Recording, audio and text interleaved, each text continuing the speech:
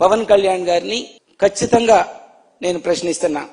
ఆంధ్రుల హక్కు విశాఖ ఉక్కు అన్నారు, అది చంద్రబాబు హక్కు అయిపోయింది. ఇప్పుడు దానికి దాన్ని మీరు అడగట్లా, దాన్ని ప్రశ్నించట్లా.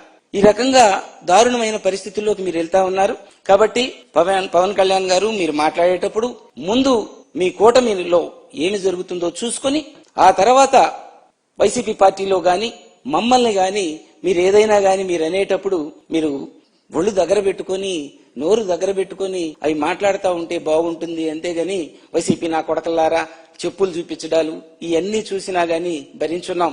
మేం ఖచ్చితంగా జగన్మోహన్ రెడ్డి గారు చెప్తున్నారు, ఎవరైతే అక్రమాలు చేశారో, ఎవరైతే దుర్మార్గాలు చేశారో, ఎవరైతే మీ కూటమి నాయకుల్ని నమ్మి అధికారులు అమాయకుల మీద దౌర్జన్యాలు దుర్మార్గాలు చేశారో వాళ్ళని మాత్రం ఖచ్చితంగా రేపు మా ప్రభుత్వం వచ్చిన తర్వాత వాళ్ళని వదిలే ప్రశ్నే లేదని చెప్పేసి జగన్మోహన్ రెడ్డి గారు చెప్తున్నారు. అదే విధంగా వైసీపీ నాయకులందరూ ఉన్నారు.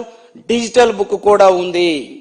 ఇది బెదిరింపు కాదు, ఇది ఖచ్చితంగా జరిగేదేనని చెప్పేసి మీకు తెలియజేస్తున్నారు. మీ మాటలు వెనక్కి తీసుకోండి, మీరు మాట్లాడే దాంట్లో నిజాయితీ ఉండేటట్టుగా చూసుకోమని చెప్పేసి పవన్ కళ్యాణ్ గారికి చెప్తా ఉన్నాను.